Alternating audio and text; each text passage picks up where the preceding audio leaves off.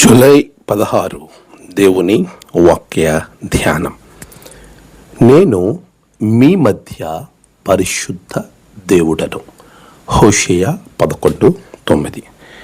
మన ప్రభువైన యేసుక్రీస్తు నామములో మీ అందరికీ ఈ ఉదయం శుభములు తెలియచేస్తూ ఉన్నాను. ప్రియులారా, ప్రభు యొక్క మహాకృప మనలను మరి యొక్క నూతన దినములో చూచే ధన్యత అనుగ్రహించింది. అందుని బట్టి ఆయనకు నేను కృతజ్ఞతాస్తుతులు చెల్లిస్తూ ఉన్నాను. మన దేవుడు ఎంతో గొప్ప దేవుడు.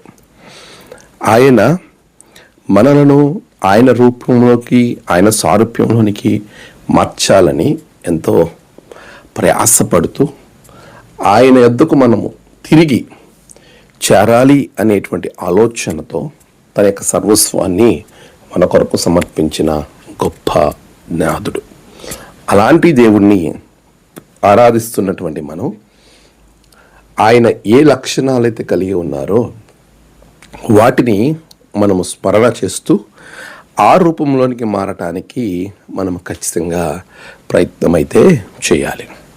నేను పరిశుద్ధులను గనక మీరును పరిశుద్ధులై ఉండుడి అని ప్రభు చెప్తున్న రీతిని ఆయన హోషేయ ద్వారా మాట్లాడుతున్నాడు. నేను మరలా ఎఫ్రాయిమును లయపరచను. నేను మీ మధ్య పరిశుద్ధ దేవుడను కానీ మనుష్యుడను కాను. మిమ్మల్ని దహించునంతగా నేను కోపించను. అంటే ప్రభువు తన యొక్క లక్షణం, తన ప్రేమ, తన కన్సర్న్, తన ప్రజల ఎడల ఆయన కలిగి ఉన్నటువంటి ఒక అద్భుతమైన ఆలోచనను ఇక్కడ జ్ఞాపకం చేస్తూ ఉన్నాడు. ఆ సందర్భంలో ఇవ్వబడిన ఈ మాట, నేను పరిశుద్ధ దేవుడను. ఆయన ఎలాంటి ప్రేమను కనబరుస్తున్నాడు చూడండి. నేను నా ఉగ్రతను కనబరచను, నేను నిన్ను లయపరచను, నేను పరిశుద్ధ దేవుడను, నేను మనుష్యుడను కాను, దేవుడను అనేటువంటి విషయాన్ని ఆయన జ్ఞాపకం చేస్తూ ఉంటే, ఆయన బిడలగా మనము మన ఎడల తప్పిదాలు చేసిన వారిని, మన ఎడల ఏదో పొరపాటున కొన్ని మాటల ద్వారా మనల్ని గాయపరచటం, క్రియల ద్వారా గాయపరచటం, వారిని మనము ఏ రీతిగా ఆలోచన చేస్తూ ఉన్నాం. మన దేవుడు పరిశుద్ధ దేవుడు.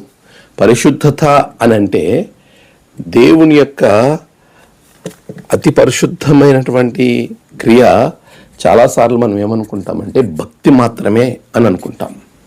పరిశుద్ధత అనే దానికి, హోలీనెస్ అంటే మనము చేసే క్రియలు అది పరిశుద్ధమైనదా జీవితం కాదా అనే దానిని బహిర్గతం చేస్తుంది. అలాంటి క్రియ మన జీవితంలో క్రైస్తవ క్రియ అయి ఉండాలి.